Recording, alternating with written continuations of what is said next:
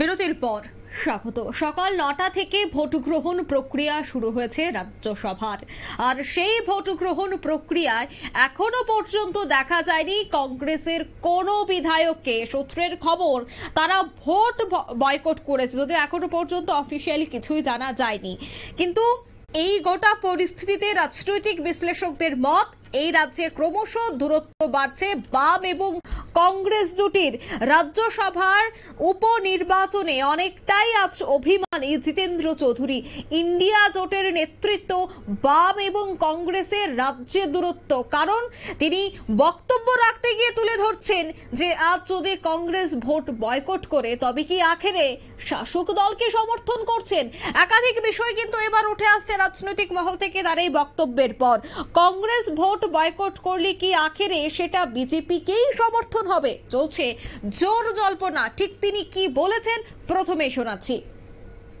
এটা কংগ্রেসের ব্যাপার, কংগ্রেসের রাজনীতি, তাদের সাথে আমাদের তো পলিটিক্যাল অ্যালায়েন্স হয়নি। গত নির্বাচনগুলোতে সিট অ্যাডজাস্টমেন্ট হয়েছে। সর্বভারতীয় ক্ষেত্রেতেও যে ইন্ডিয়া জোট, এটা নট এ পলিটিক্যাল অ্যালায়েন্স, এটা পলিটিক্যাল, এটা একটা সিট অ্যাডজাস্টমেন্ট। এবং কোন শর্তে বা কোন ইস্যুতে? দেশের সংবিধান এবং গণতন্ত্র রক্ষার স্বার্থে।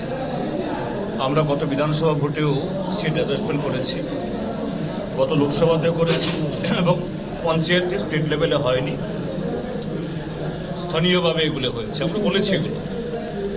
এখন কংগ্রেস এই নির্বাচনে তাদের স্ট্যান্ড তারা নিয়েছেন, আমাদের তো বলার কিছু নেই। জনগণের কাছে ভারতীয় জনতা পার্টির মধ্যে তাদের নেতৃত্বে এখনো বলেন দেশে গণতন্ত্র নেই, সংবিধান বাঁচানো হোগা, রাহুল গান্ধী বলে থাকেন। এখন ত্রিপুরাজ্যের কংগ্রেস তারা এটা মনে করে কিনা জানা, ত্রিপুরাজ্যের বিজেপি খারাপ, যে ভালো, আর দেশের বিজেপি খারাপ, এরকম কোন চিন্তা ভাবনা তাদের মধ্যে এসছে কিনা এটা তো আমি বলতে পারবো না, এটা তাদের ব্যাপার।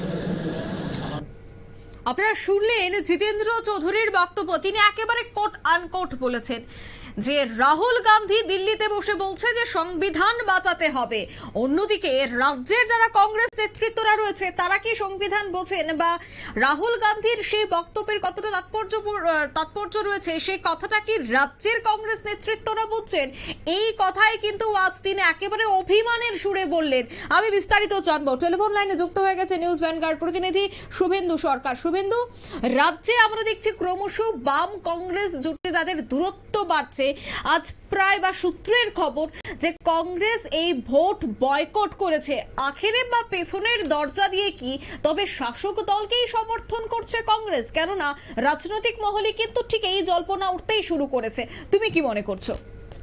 একেবারেই দেখো অঙ্কিতা, এ নিয়ে কিন্তু একাধিক জল্পনা রয়েছে। দেখো বেশ কয়েকটা পয়েন্ট আমাদের যেটা মাথায় রাখতে হবে। প্রথমত, এই যে উপনির্বাচন হচ্ছে, সেই উপনির্বাচনে বিজেপির যে জয়লাভ হবে সেটা একেবারেই অজানা নয়। একটি বাচ্চাও জানে যে বিজেপি জিতবে। তারপরেও কিন্তু জিতেন্দ্র চৌধুরী যেমনটা জানিয়েছিলেন তাদের পার্টি পলিটিক্যাল স্ট্যান্ড, যে তাদের যেহেতু বিজেপির বিরুদ্ধে নীতিগত লড়াই, তাই তারা সেই অপোজিশনটা ধরে রাখার জন্যই কিন্তু এই প্রার্থী দিয়েছেন। তারা হারবেন, নির্বাচনে তারা জয়লাভ করবেন না জানার পরেও তারা প্রার্থী দিয়েছেন, যেহেতু তাদের এটা নীতিগত লড়াই।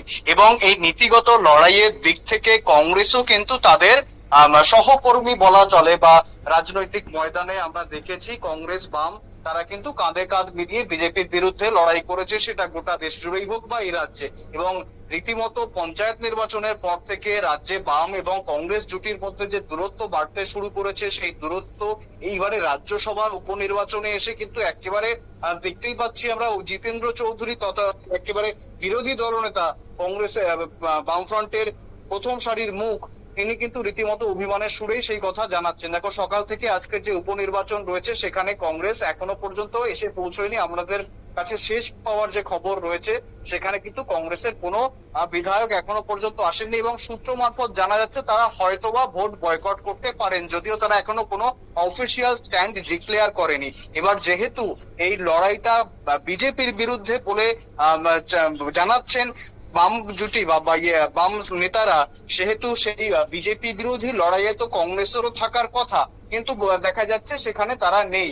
এবং সেইভাবেই কিন্তু এই জিতেন্দ্র চৌধুরী এই কথাটা জানিয়েছেন যে দেখো জাতীয় স্তরে যে বিজেপি বিরোধী লড়াই রয়েছে সেই বিরুদ্ধে তার বিরুদ্ধে কিন্তু জাতীয় কংগ্রেস সরব হচ্ছে, রাজ্যের কংগ্রেসে মাঝে মাঝে গলা তুলছেন, কিন্তু রাজ্য স্তরে যে লড়াই রয়েছে বিজেপি সেক্ষেত্রে কংগ্রেসের যে সুর নরম পড়ছে। এবং এই যে ভোট বয়কট, দেখো ভোট বয়কট এখনো যদি অফিসিয়াল কোনো স্ট্যান্ড তারা ডিক্লেয়ার করেননি, তবে ভোট যদি তারা বয়কট করেন আখেরে তো সেটা বিজেপিকেই সমর্থন হবে, কারণ বিজেপির বিরুদ্ধে তারা ভোট দিচ্ছেন না।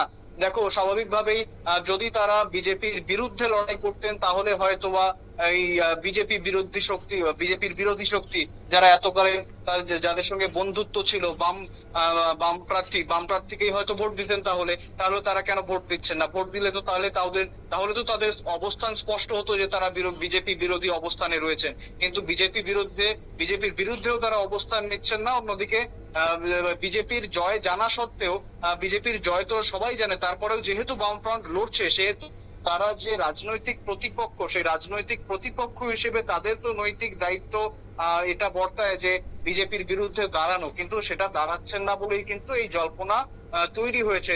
অঙ্কিতা দেখো যেমনটা জানাচ্ছিলাম যে এই বিজেপি বিরোধী লড়াই এবং এই রাজ্যের কংগ্রেস এবং জিতেন্দ্র চৌধুরীর যে বক্তব্য আজ সকালে, তা নিয়ে কিন্তু সব মিলিয়ে একটা জল্পনার সৃষ্টি হয়েছে। স্বাভাবিকভাবে জিতেন্দ্র চৌধুরী যেরকম ভাবে অভিমানের সুরে বলছেন, তাহলে রাজ্যের কংগ্রেস কি মনে করছে যে কেন্দ্রের বিজেপি খারাপ এবং রাজ্যের বিজেপি ভালো, এরকম? অর্থাৎ যে বিজেপির সঙ্গে মিশে যাওয়ার যে একটা প্রবণতা কংগ্রেসের বা বিজেপিকে সমর্থন জানানোর প্রবণতা, সেইটাই কিন্তু এক প্রকার প্রকাশ পাচ্ছে তার এই সুরে। এবং পাশাপাশি যেটা যে যদি কংগ্রেস ভোট না দেয়, সবাই জানে বিজেপি জিতবে, কংগ্রেস জানে বিজেপি জিতবে, বামফ্রন্ট জানে বিজেপি জিতবে, তারপরেও বামফ্রন্ট যেমন দাঁড়িয়েছে, ভোটে প্রার্থী দিয়েছে, তার একটাই কারণ বিজেপির বিরুদ্ধে যে তারা রয়েছেন, ময়দানে রয়েছেন, সেইটাকে জাহির করা।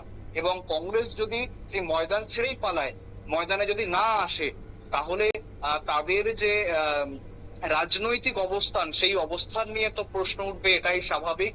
এবং এই নিয়ে রীতিমতো জল ঘোলা চলছে।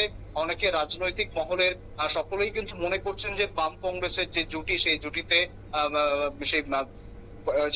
আর কি বিভেদের সৃষ্টি হয়েছে। এবং যদিও জিতেন্দ্র চৌধুরীর সেই বক্তব্যে আমরা শুনছিলাম, প্রথমের দিকেই তিনি জানাচ্ছিলেন যে তাদের সঙ্গে কংগ্রেসের যে সম্পর্ক ছিল সেই সম্পর্ক নিয়ে তিনি ক্লারিফিকেশন দিয়েছেন, তিনি ব্যাখ্যা দিয়েছেন যে তাদের সঙ্গে সেইভাবে রাজনৈতিক জোট ছিল না, তারা আসন সমঝোতা করেছিলেন, তারা সিট শেয়ারিং করেছিলেন, যে কারণে যে তাদের যে নীতিগত লড়াই বা নীতিগত যে উদ্দেশ্য রয়েছে, সেই উদ্দেশ্য নিয়ে কিন্তু তিনি প্রশ্ন তুলেছেন যে বর্তমানে তাহলে যদি তারা বিজেপি বিরোধী হয়েই থাকে, তাহলে এই রাজ্যসভার উপনির্বাচনে তাদের গড় হাজিরা কেন, বা এই নিয়েই কিন্তু এই গোটা জল্পনাটা হচ্ছে। অঙ্কিতা, একদম ধন্যবাদ শুভেন্দু।